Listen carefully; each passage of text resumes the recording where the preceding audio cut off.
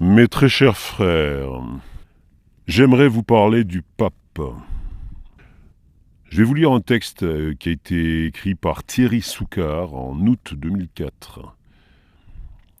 Et ça s'intitule donc Le pape de la vitamine C. L'homme qui a révolutionné la chimie. En 1931, un chercheur inconnu du nom de Linus Pauling révolutionne la chimie en proposant une théorie de la liaison entre atomes, théorie sur laquelle est toujours fondée la chimie moderne. Il n'a que 30 ans. À Caltech, l'Institut californien de technologie de Pasadena où il enseigne, ses cours font salle comble. L'homme mêle les concepts les plus audacieux à un incroyable talent de battleur. En 1951, Linus Pauling annonce au monde qu'il a découvert la structure du collagène, la protéine qui soutient les os, les dents, le derme, les vaisseaux sanguins. Et cette structure est la plus inattendue qui soit, le collagène a la forme d'une hélice. Plus étonnant, pour résoudre ce puzzle, Pauling ne s'est quasiment pas appuyé sur des photos rayons X comme c'est la règle à l'époque, mais sur les lois simples de la chimie. Il s'est simplement demandé quels atomes ont une affinité les uns pour les autres. Puis il a construit son modèle en s'aidant de maquettes de molécules semblables à des jouets d'enfants. Le contestataire. Mais Pauling n'est pas seulement le grand savant que le monde de la recherche écoute avec respect. C'est aussi un authentique humaniste, ce qui se double, dans l'Amérique de l'époque, d'une bonne dose de contestation.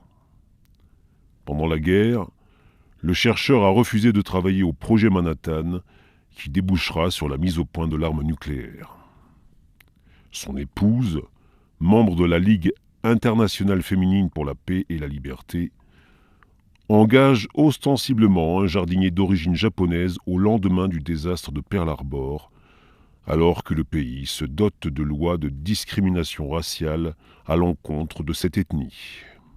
L'Amérique ira même jusqu'à enfermer des milliers d'Américains d'origine japonaise dans des camps de concentration. À l'issue de la guerre, Linus s'est montré très préoccupé par l'usage de la bombe atomique. Il a rejoint le Mouvement des scientifiques, une association qui milite pour la création d'une structure internationale pouvant contrôler les armes nucléaires, puis le comité d'urgence des scientifiques de l'atome qu'Albert Einstein vient de constituer et qui milite activement pour l'interdiction des essais nucléaires dans l'atmosphère. Pauling contre McCarthy. En 1951, l'armée américaine obtient le feu vert du Congrès pour lancer des essais nucléaires dans l'atmosphère. Mois après mois, la Commission pour l'énergie atomique publie des communiqués lénifiants. Non, les radiations ne sont pas dangereuses. Non, les enfants des parents de Hiroshima et Nagasaki ne se portent pas plus mal que les gosses du Texas ou de Californie. D'ailleurs, les mouches élevées dans des récipients radioactifs ne sont-elles pas plus résistantes que les autres ? Pauling entre en scène. Au public américain, il parle de mensonges et de propagande et démontre, chiffres en main, que les essais nucléaires menacent des centaines de milliers de nouveau-nés dans le monde. Accusé d'être à la solde des rouges par le sénateur Joseph McCarthy, Linus Pauling est convoqué par la commission sénatoriale qui enquête, sous la houlette du sénateur, sur les activités anti-américaines de certains intellectuels qu'on accuse de sympathie communiste. La commission lui demande de jurer qu'il n'est ni un communiste, ni un crypto-communiste, ni un théoricien du marxisme. Pauling rétorque qu'il n'obéit à aucune idéologie. Peu satisfait par la réponse, le ministère des Affaires étrangères lui confisque son passeport, comme il le fait avec d'autres dissidents, tels le dramaturge Arthur Miller. Cet acte de malveillance lui coûtera certainement le bénéfice de la découverte de la structure de l'ADN. Coupé des centres de recherche européens, Pauling ne pourra se procurer les photos aux rayons X dont sauront s'inspirer Crick et Watson, les découvreurs britanniques de l'ADN. Week-end à Oslo. Mais en 1954, le ministère des Affaires étrangères rend à contre-cœur sa liberté à l'un de ses plus grands scientifiques. Il faut dire que le gouvernement américain n'a pas d'autre choix. Linus Pauling vient en effet de se voir décerner le prix Nobel de chimie pour sa contribution à la découverte de la structure des protéines, et il doit se rendre en Suède. Cette distinction lui offre une tribune inespérée pour faire avancer ses idées. Car Pauling n'a pas désarmé. Il veut obtenir l'arrêt des essais nucléaires dans l'atmosphère. Pauling va ainsi recueillir les signatures de 10 000 scientifiques opposés aux essais et publier un pamphlet « No More War ». En 1960, le Congrès le convoque, accepte de l'écouter, mais exige la liste des Américains qui militent dans son mouvement. Pauling refuse. Le Congrès le menace de la prison. Pauling ne faiblit pas. Le Congrès recule. Le bras de fer se poursuivra encore 3 ans. La presse américaine ne le ménage pas, comme en témoigne cet extrait de l'hebdomadaire Time qui date de 1960. Citation. Le prix Nobel Pauling, professeur de chimie à Caltech, est reconnu comme l'un des scientifiques les plus éminents du monde. Mais si la liste des distinctions scientifiques de Linus Pauling est longue comme le bras, c'est aussi le cas de la liste des organisations extrémistes qu'il a soutenues. Il appose sa signature sur pratiquement tout ce qu'on lui présente, pourvu qu'il y ait un vague fond humanitaire. La plupart des causes qu'il a adoptées étaient simplement bizarres, mais d'autres étaient indéniablement d'inspiration communiste. Fin de citation. En 1963, sous la pression grandissante, les superpuissances signent enfin un traité au terme duquel elles s'engagent à ne plus mener d'essais dans l'atmosphère. Ce traité est largement dû à l'obstination et à l'engagement de Linus Pauling. Cette année-là, le jury des Nobel se réunit pour décerner le prix qui récompensera un ardent défenseur de la paix. Le récipiendaire est un familier des lieux. Linus Pauling devient tout simplement le premier, et à ce jour seul homme au monde, à recevoir à titre individuel 2 prix Nobel. Bienvenue dans la nutrition. Pauling a 53 ans lorsqu'il décide d'orienter ses recherches vers les maladies mentales dont on commence à suspecter qu'elles ont une base biologique importante. On le met en contact avec 2 psychiatres, les Canadiens Abraham Ofer et Murphy Osmond, qui travaillent sur les effets de la vitamine B3. Ofer et Osmond défendent alors l'idée que des doses massives de cette vitamine peuvent être bénéfiques aux malades qui souffrent de schizophrénie. Ceci m'a intrigué, expliquera Pauling quelques années plus tard. J'étais fasciné par l'idée que ces substances que l'on prend généralement à doses infimes pouvaient avoir des effets favorables sur la santé lorsqu'on en ingérait des quantités 100 à 1000 fois plus élevées. Pauling, pour qui la nutrition est une discipline quasi inconnue, s'immerge sans a priori dans la littérature scientifique consacrée aux vitamines. Je me suis procuré les articles originaux pour voir ce que les chercheurs avaient eux-mêmes observé. Pas ce qu'ils avaient conclu, mais ce qu'ils avaient observé et rapporté. À ma grande surprise, j'ai trouvé un grand nombre de preuves pour soutenir l'idée que des doses importantes de vitamines pouvaient être utiles sur le plan clinique. Un régime de longue vie. Nous sommes en mars 1966 à New York. Par une soirée pluvieuse, des dizaines de membres de la communauté scientifique se pressent dans la salle de réception d'un grand hôtel de Manhattan pour assister à la remise de la médaille Karl Neuber, qui récompense l'un de leurs pairs. Tous les regards ce soir-là se sont tournés vers un grand type mince aux cheveux grisonnants, venu de Californie accepter la distinction. Les invités connaissent bien la silhouette et le sourire de Linus Pauling. Et le silence se fait quand il monte sur scène. J'ai parlé, se rappellera-t-il plus tard, des nombreuses découvertes scientifiques remarquables qui avaient été faites au cours des 50 dernières années, et qui continuent d'être faites bien sûr, et j'ai poursuivi en disant que j'espérais vivre assez longtemps pour savoir ce qui serait découvert au cours des 15 ou 20 années à venir. Un mois plus tard, j'ai reçu une lettre d'un biochimiste, Irwin Stone, qui avait assisté à la soirée de New York. Apparemment, ce que j'avais dit sur mon désir de vivre 20 années de plus l'avait touché. Dans sa lettre, il me disait qu'il aimerait me voir rester en bonne santé non pas 15 ou 20, mais 50 années de plus. Il me donnait la description d'un régime à base d'acide ascorbique à haute dose qu'il avait mis au point au cours des 30 années précédentes et me disait que si je prenais des quantités importantes de vitamine C, ma santé s'en trouverait améliorée. Pour étayer ses préconisations, il joignait les copies de 4 articles de recherche qu'il avait publiés récemment sur les liens entre vitamine C et santé. Je n'y croyais pas, mais j'ai lu ces articles et j'ai trouvé qu'ils avaient du sens.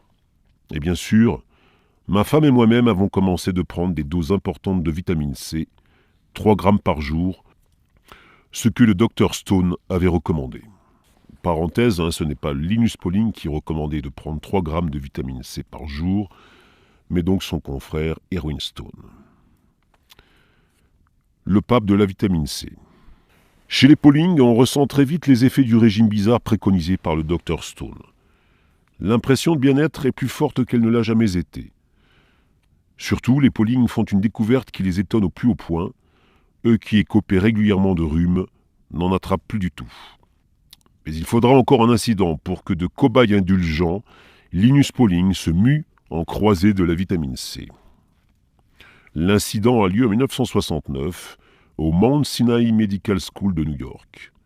Le centre médical a convié plusieurs chercheurs, dont Pauling, à s'exprimer devant une audience composée essentiellement de médecins. Chaque orateur dispose de 10 à 15 minutes. Pauling survole quelques questions d'actualité avant de mentionner l'intérêt de la vitamine C dans la prévention des rhumes, un potentiel qu'il juge important pour la médecine et la santé en général. De retour chez lui, Pauling reçoit la lettre d'un médecin qui assistait à la conférence. Contrairement à celle de Stone, celle-ci est très agressive. Que dit le médecin ?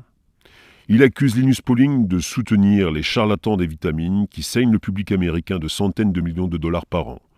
Et il poursuit : pouvez-vous me montrer une seule étude en double aveugle qui montre que la vitamine C a plus de valeur qu'un placebo pour combattre le rhume ? Pauling répond qu'il ne peut en effet produire de telles études, mais il ajoute qu'il n'a pas vraiment recherché dans la littérature.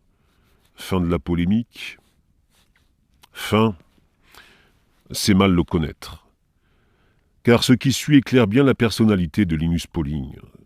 Ce qui suit donne aussi les clés d'une rivalité qui durera jusqu'à sa mort et au-delà.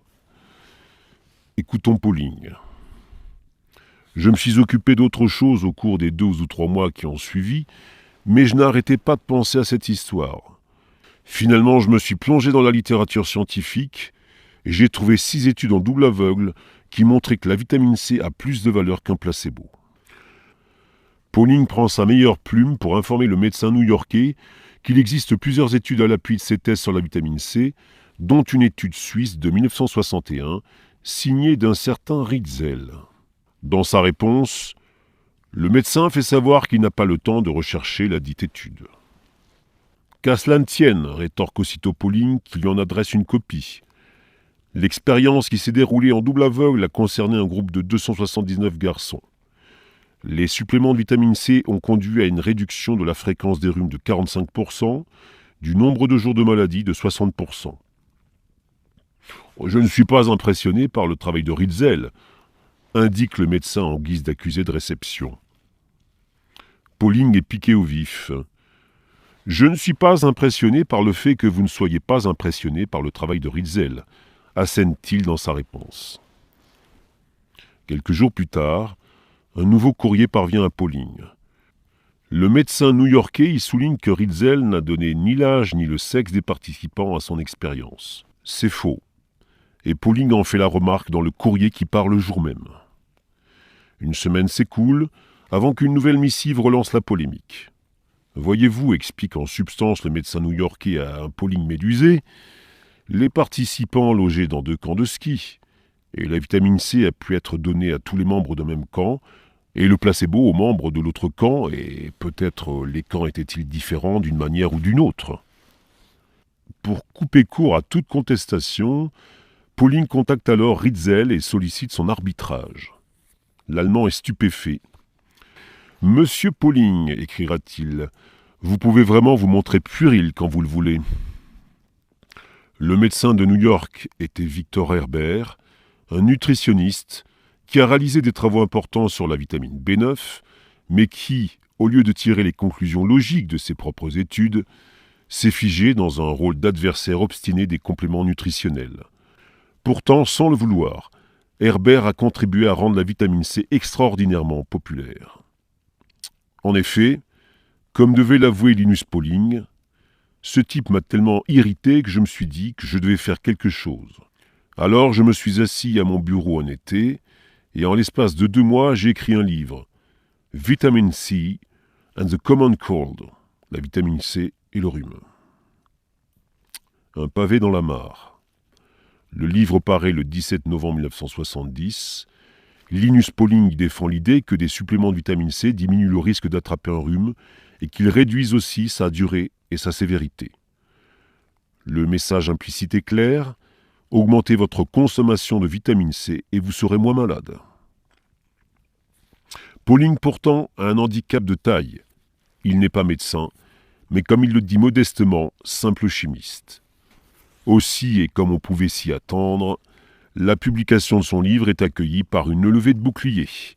Le corps médical s'offusque de voir un chimiste empiéter sur un domaine réservé, qui plus est en prêtant aux vitamines un rôle qui ne figure dans aucun traité. Un journal médical, rendant compte de ces colonnes de la parution du livre, souligne que Pauling n'a jamais suivi un seul cours de nutrition et qu'il serait probablement recalé au cours de première année. Pauling est sincèrement surpris. « Je m'interroge encore sur ses réactions négatives », déclarait-il avant sa mort. « Je voulais simplement rendre service aux gens. » Mais Pauling n'est pas disposé à se laisser intimider. Si Victor Herbert et les autres médecins, y compris les autorités qui rédigent les livres de référence en nutrition et médecine, ignorent les observations qui ont été faites sur la vitamine C et le rhume, alors je me dis qu'il y a ici quelque chose qui vaut la peine que je m'y intéresse. De lui, sa femme disait « C'est un entêté. Il n'est pas prêt à changer d'avis sous la pression. Même quand les attaques se font plus directes, il se montre magnanime. » La plupart des médecins n'ont bénéficié que d'un enseignement restreint en nutrition. Ils ont été ensuite si occupés à soigner leurs patients qu'ils n'ont pas eu le temps de suivre les nouvelles découvertes sur les vitamines. Le testament de Linus Pauling.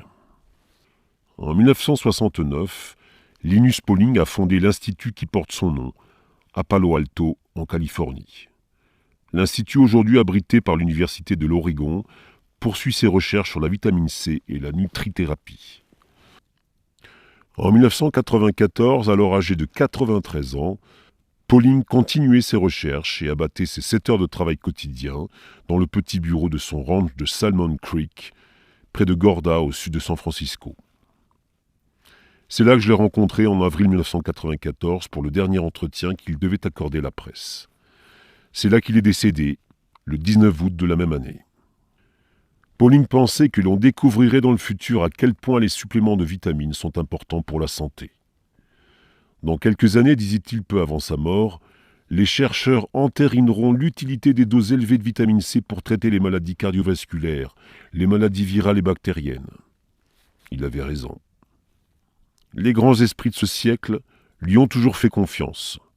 Le docteur Alexander Rich, professeur de biophysique au Massachusetts Institute of Technology, se souvient d'une rencontre en 1950 avec un physicien de renommée mondiale. Ce dernier lui demande avec qui il a étudié à Caltech. « Linus Pauling », répond Rich. « Ah », fait Albert Einstein, « cet homme est un vrai génie ». Voilà, fin donc de cette lecture quelque peu soporifique, j'en conviens. Je tiens à féliciter tous ceux qui ont tenu jusqu'à la fin sans cligner des paupières. Et je vous dis à une prochaine fois pour la suite de cette série sur la vitamine C.